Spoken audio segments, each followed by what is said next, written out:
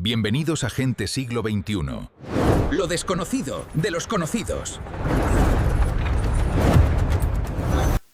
Hola, ¿qué tal? Muy buenos días. Gracias por estar con nosotros. Hoy estamos arrancando un nuevo proyecto.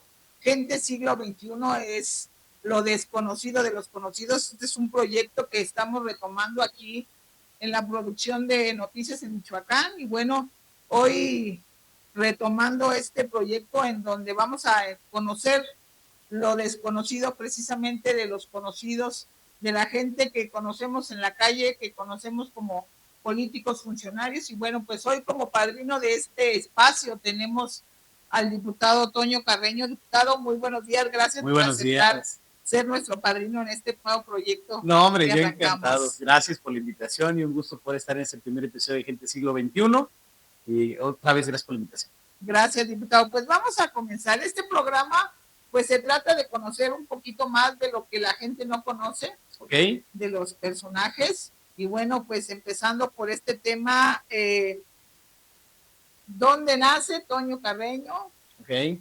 Y ir adentrándonos en lo que es pues su infancia, ¿no? Ok, yo nací en la ciudad de Morelia, soy del 7 de octubre de 1990, moreliano, hasta el 2008, que me fui a estudiar la carrera a la Ciudad de México. Yo estudié administración en el ITAM y viví en México 2008-2015. En 2015 regresé a la ciudad de Morelia y son las dos ciudades en las que he habitado. A ver, Toño Carreño, en el año en que nace Toño Carreño, 1990. ¿Qué hacía Toño Carreño a los 5 años en esa época de 1995, cuando, bueno, pues estaba, pues ahora sí que... Todo el fervor político en el resto del país? Bueno, yo soy el mayor de 3 hermanos. Mis padres me tuvieron muy joven, ¿no? A los 19 y 20 años. Mi padre médico, mi madre contadora.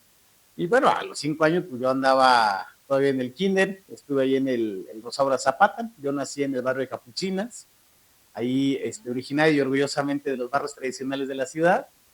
Con un hermano menor, le llevo un año. Mi hermana más pequeña nació más adelante, desde el año 2000, muy cercano a la familia de mi mamá, que era quien me cuidaba, porque pues mi madre estudiaba, ¿no? Cuando yo nací tenía 19 años, estudiaba todavía contabilidad de la Michoacana, entonces me cuidaba de pequeño mi bisabuela, la abuela de mi mamá, entonces pues muy cercano a esa parte de ella, que su padre, mi abuelo, papá de mi madre, era originario de Zacán, de origen purépecha. Es mi abuelo también de Cocucho, entonces pues cercano a esa familia de tradiciones, ¿no? De esa parte pues tan bonita de la historia del estado. No, pues ahora sí que traemos historia purépecha, historia pues de gente de las comunidades, ¿no? Muy curioso, porque de parte de mi madre es esta parte de la meseta, ¿no? De Zacán, de Uruapan, de Cocucho, y por parte de mi padre son de Huetamo.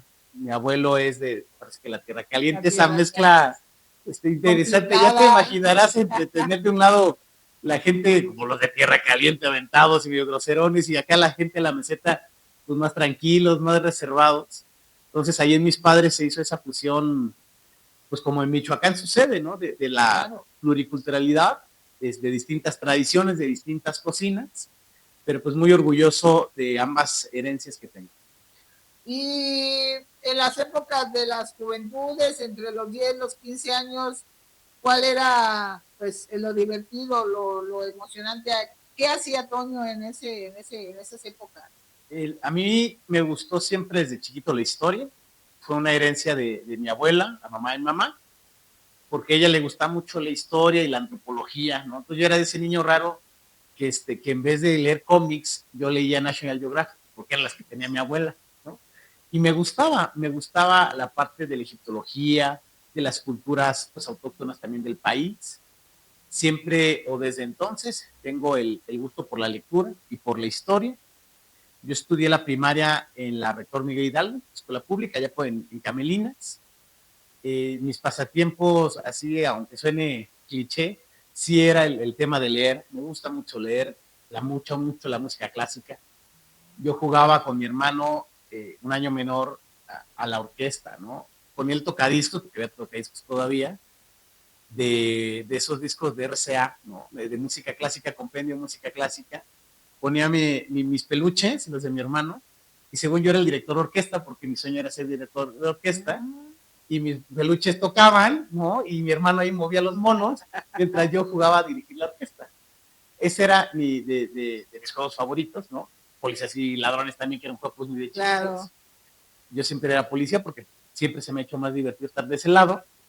Del lado de los buenos. Pues del lado del que andaba atrapando a los malos, ¿no?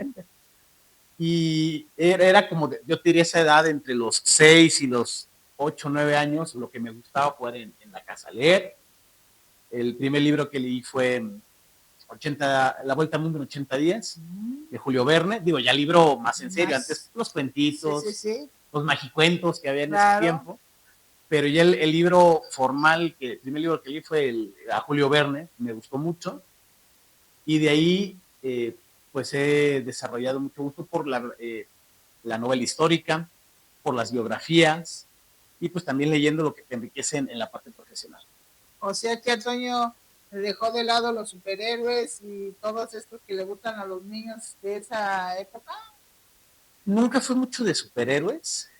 Sí tenía mi Batman, me gustaba Batman, si me tengo que identificar con alguno, pero nunca fui tanto como de superhéroes. No sé si fue la época, si fue como me eduqué. Siempre fue mucho la historia, ¿no? El tema de Napoleón, porque al final, al leer egiptología, pues uno de los grandes personajes históricos que aportó a la egiptología fue Napoleón, ¿no? Claro. Que se robaba las cosas de Egipto, pero bueno, ¿no? Fue uno de los principales difusores de la cultura en lo que es Occidente, ¿no? Y al conocer primero Egipto, luego Napoleón, de ahí me nace el gusto por las biografías. Oh, ya. Entonces, más allá sí de los superhéroes, sí ha sido más la parte de historia.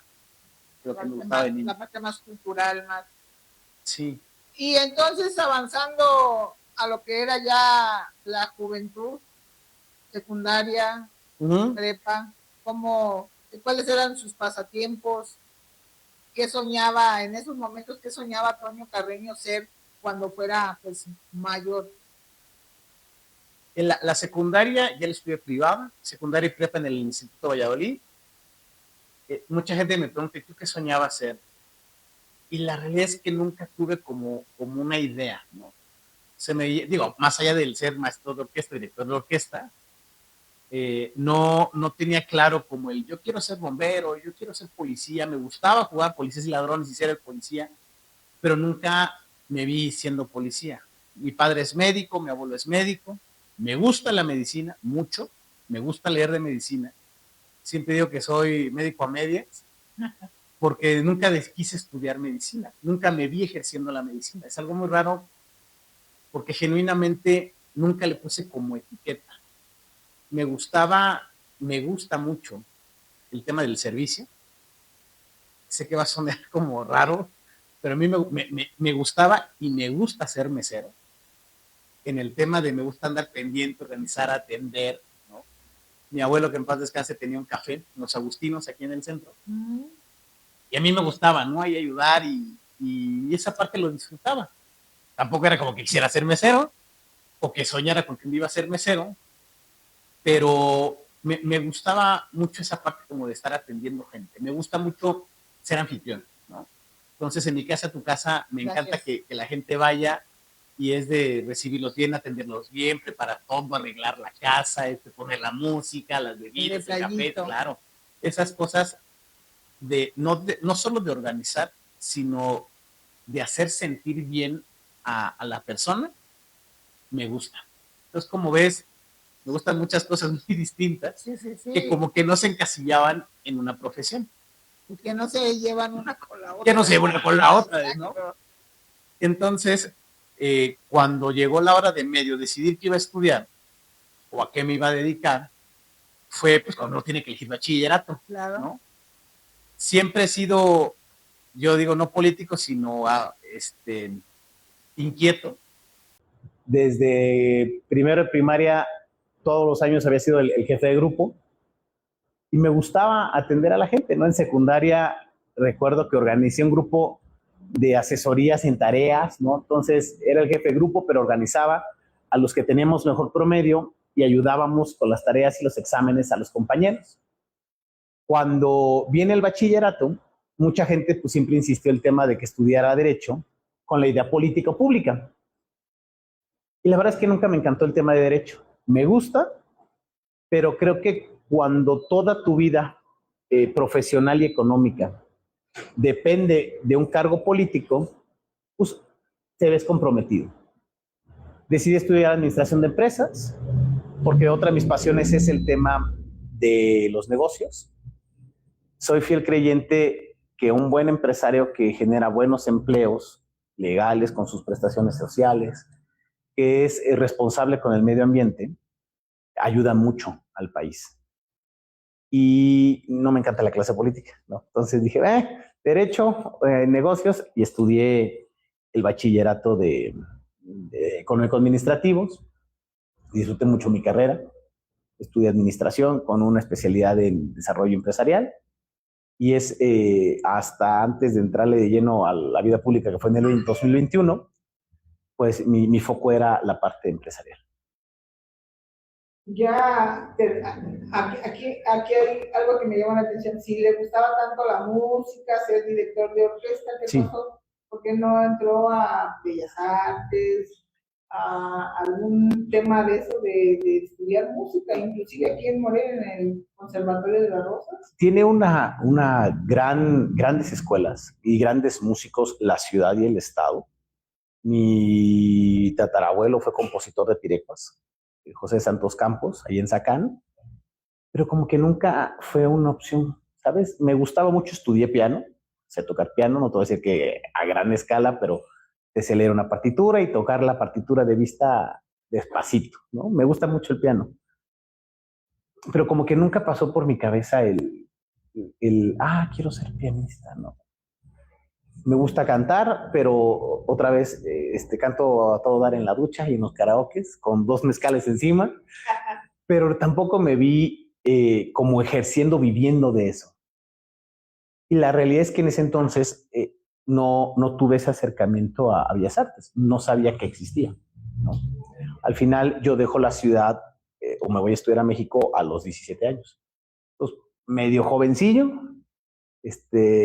no sé si de haber sabido hubiera estudiado música, pero no fue algo que tuviera como no era una la obsesión, inquietud. No, me gustaba el tema el tema de la dirección musical, ¿no? O sea, esa parte sí. Pero pues desde chiquito te dicen, ¿de qué vas a vivir, no? Eso no es redituable. No, y la realidad es que si bien hay una buena escuela aquí en Bellas Artes y en el conservatorio, tampoco es tristemente tan difundido los conciertos, la actividad cultural como en otras ciudades del mundo, ¿no? Es parte del trabajo que tenemos que hacer. Y a ver, entonces ya termina la carrera, es licenciado en administración, ¿y qué sigue para ti?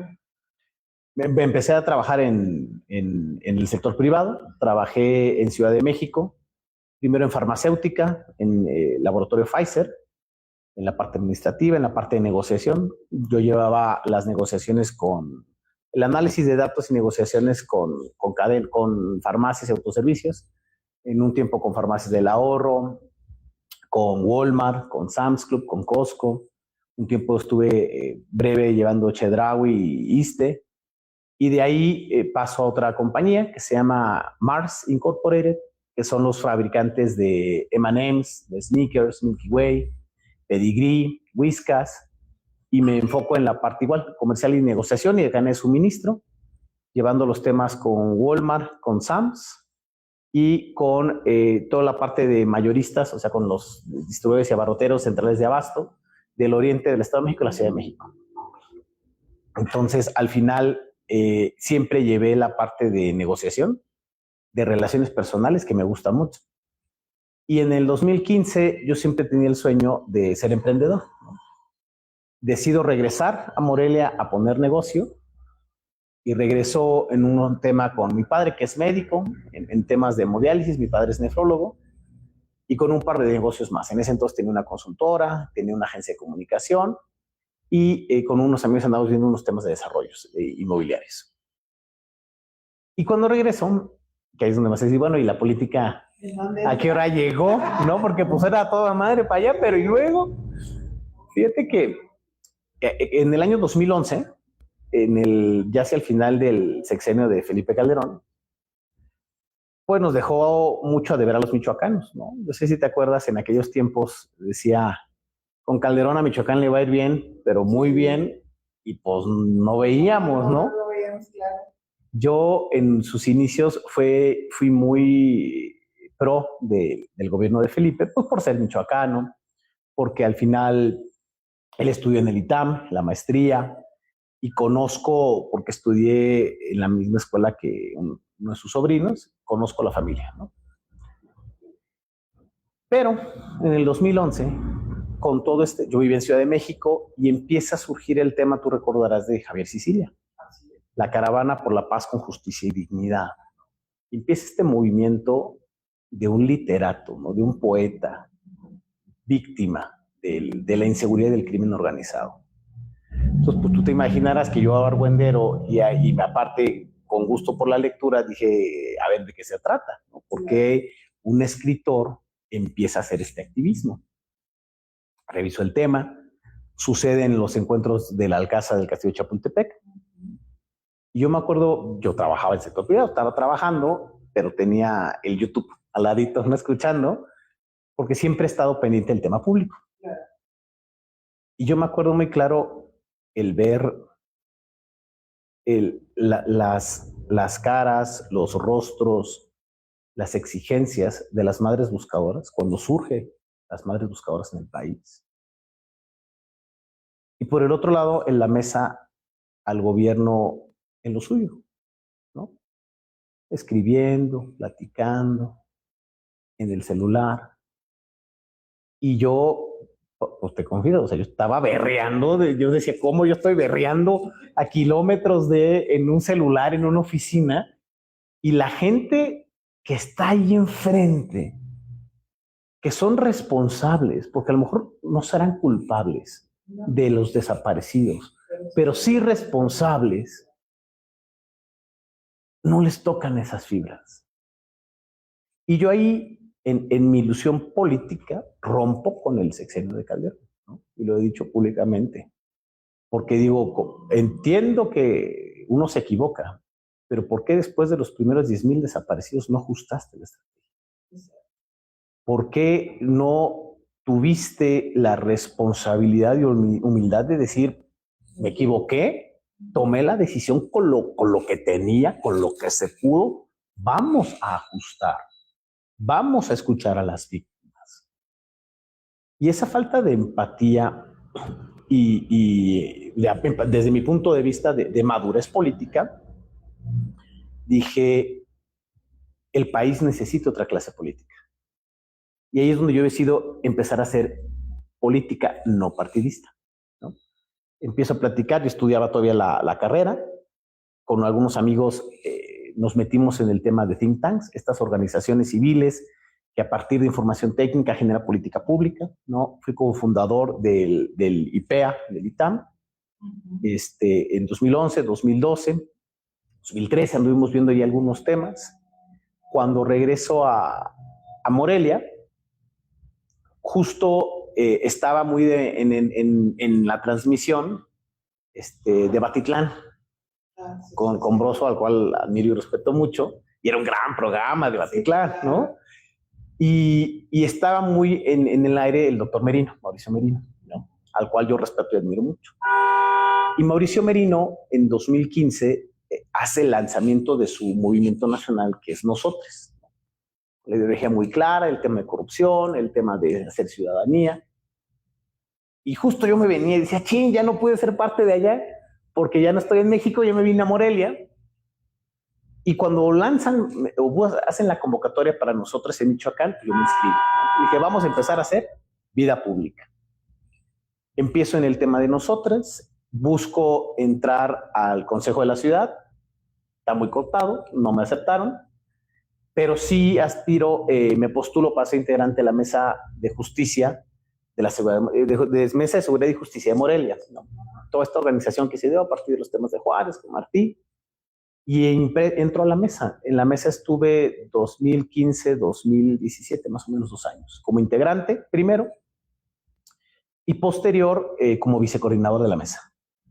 Me tocó el tema de la creación el fortalecimiento de la Policía de Morelia, la primera administración de Alfonso, y me tocó aprender a ver las licitaciones, cómo los capacitaban, el modelo con el entonces comisionado Bernardo León, una persona que conoce muy bien el tema del modelo de policía de proximidad, y me gusta, porque para mí era el mismo tema que me metió, ¿no? El tema de desaparecidos, de seguridad, y lo empiezo a practicar y aterrizar. Digo, a la par de los negocios y ahora sí que lo que me dejaba. Salgo de la mesa, renuncio a la vicecoordinación, porque no coincidía cómo se llevaban las situaciones, ¿no?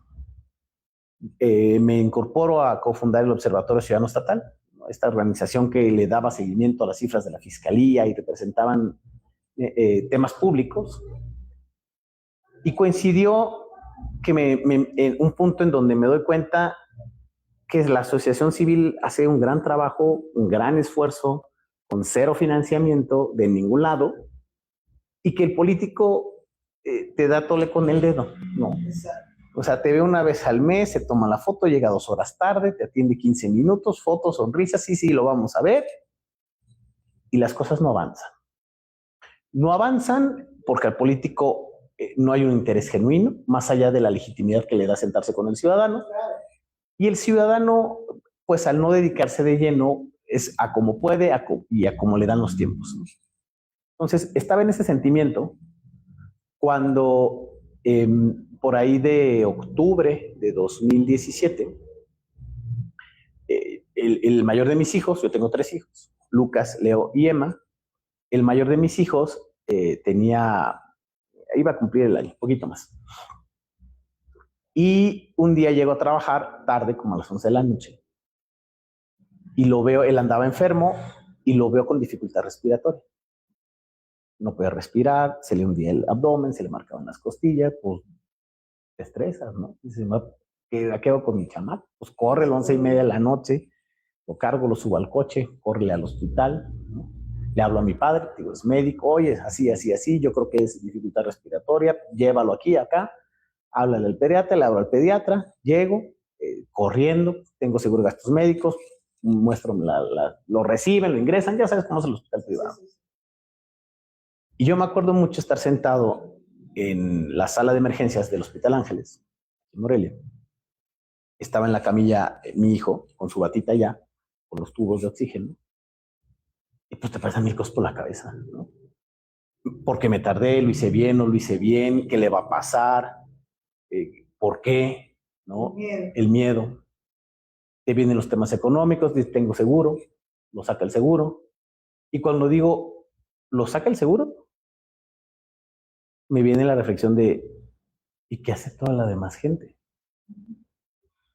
O sea, ¿qué pasa con la señora que vive en Tiripetío, ¿no? Que vive en Piedras de Lumbre, que vive en Uvapilla, que no tiene un coche, que no tiene acceso a una ambulancia, que no tiene conocimiento médico? Se le muere el niño. ¿Y por qué mi hijo sí va a sobrevivir y el de esas personas no? Hay algo mal en una sociedad cuando un niño, por condiciones de esta índole, tiene una disminución en esperanza de vida.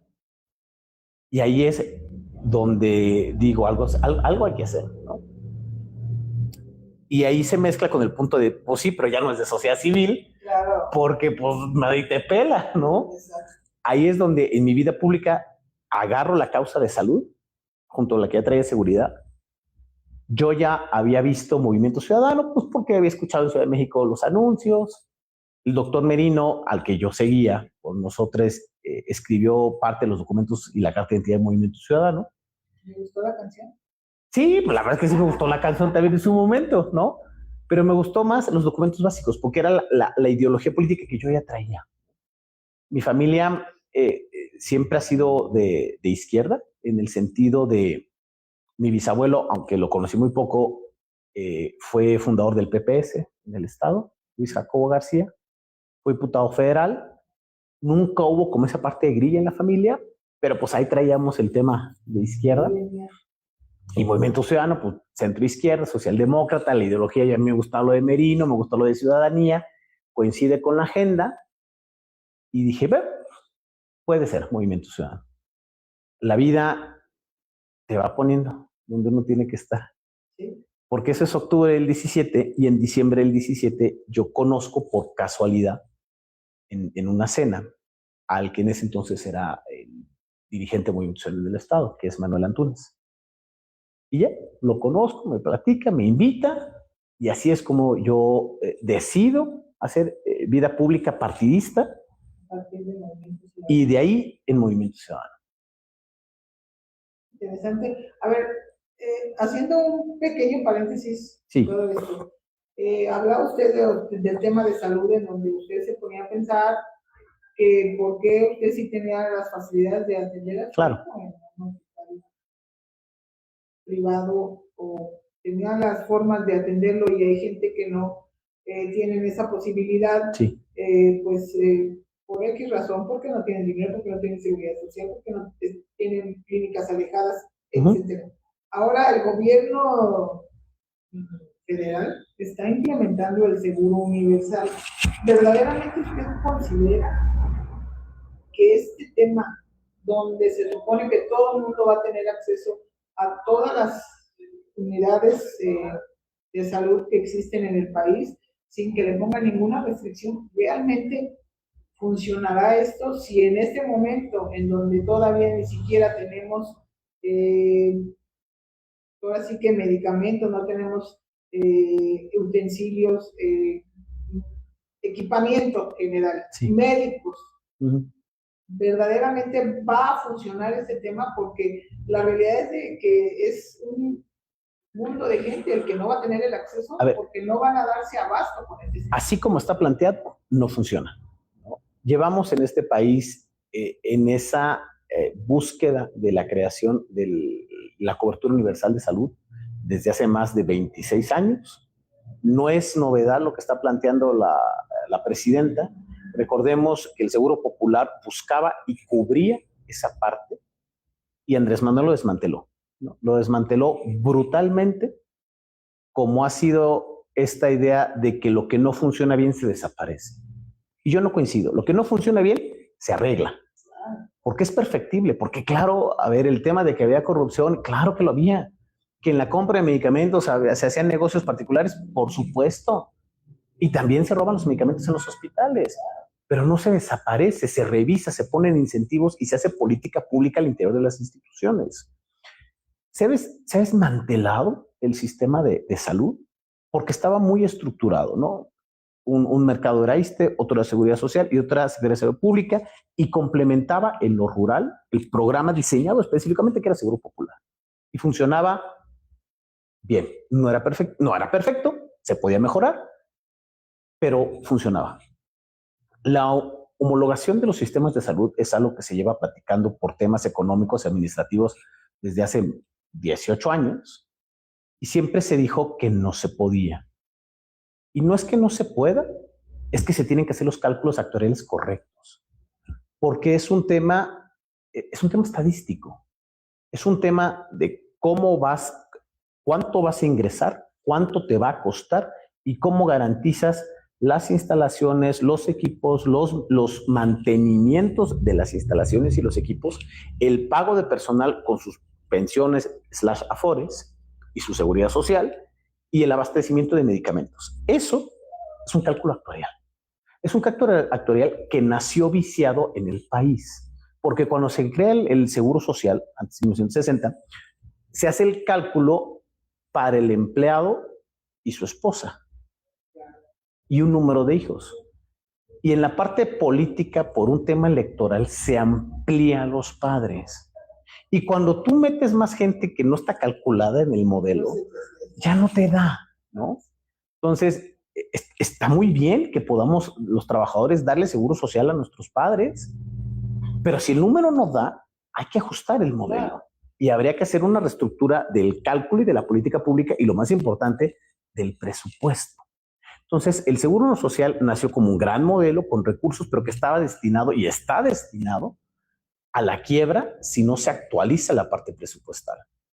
El ISSSTE, más o menos lo mismo, ¿no? Entonces, otra vez regresando a tu pregunta, ¿funciona y va a funcionar? Si no se actualiza la parte presupuestal, no va a funcionar. Porque además, a nivel mundial, digo, porque es un tema que me gusta, que le investigo para no andar diciendo tontería y media, y es mi causa, en todo el mundo está demostrado que los modelos de cobertura universal quiebran si no responden a una pregunta básica, que es ¿qué se atiende? Y hay de dos, o atiendes lo básico o atiendes lo crónico. Y dependiendo del país, el país decide, bueno, nosotros vamos a dar cobertura universal a lo básico. Y lo crónico lo asume la seguridad privada. Hay países que dicen no, o sea, nosotros no te damos la consulta de médico general, pero te damos las de especialistas y te cubrimos diabetes, cáncer, Alzheimer, todo lo que es crónico. Yo creo que estaría mejor, pero esa es opinión personal, ¿no?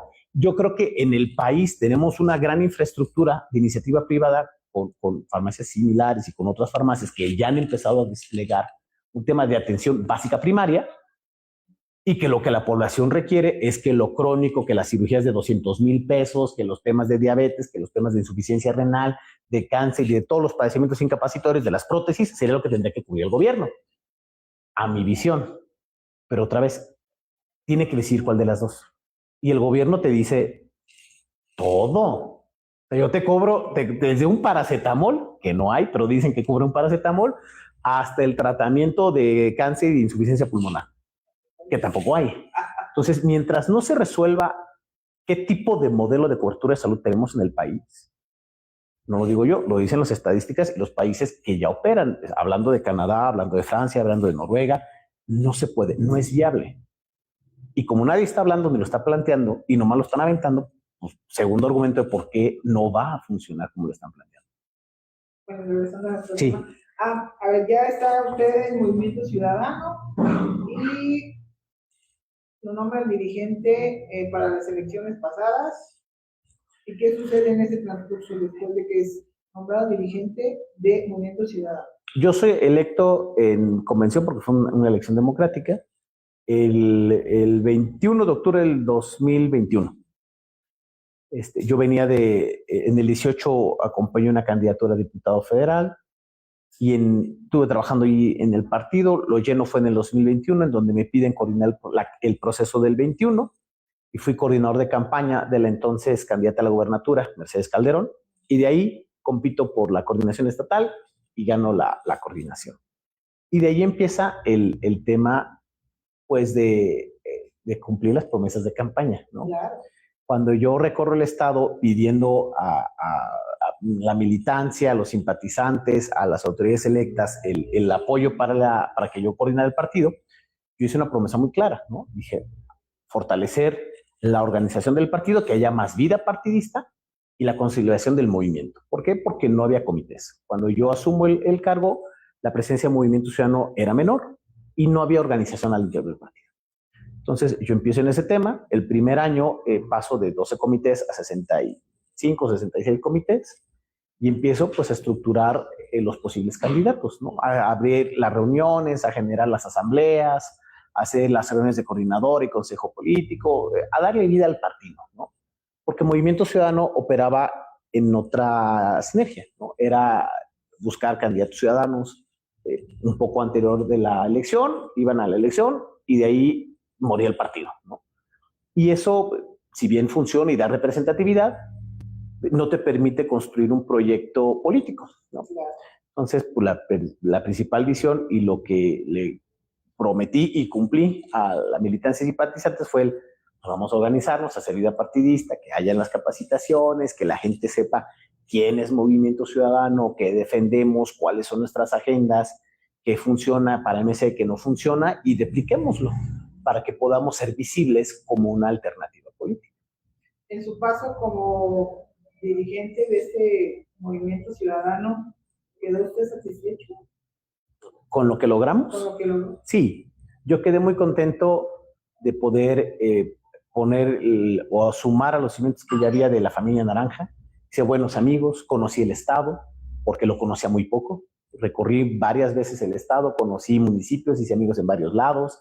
Dimos un buen resultado electoral, pasamos del 4.7 en el 2021 a poquito más de 11.2 en el 2024.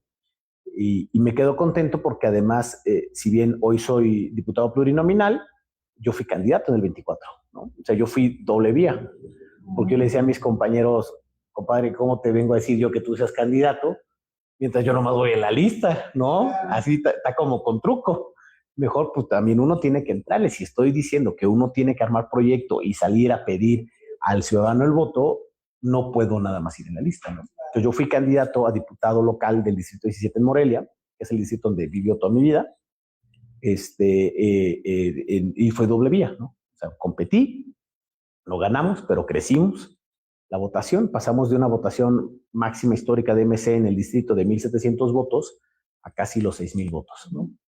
Competido porque competimos con perfiles como Daniel Los Santos, como Carlos Quintana, y pues contra la maquinaria de Morena y sus aliados.